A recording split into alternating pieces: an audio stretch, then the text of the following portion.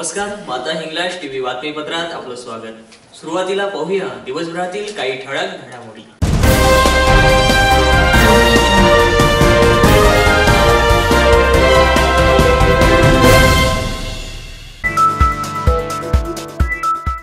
विधान परिषद निवडणुकीत अमरेशभाई पटेल भरघोस मतांनी विजयी।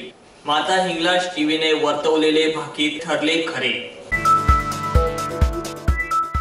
निकुंभे येथे जिल्हा परिषदेच्या शाळेत शाळा डिजिटल उपक्रम संपन्न।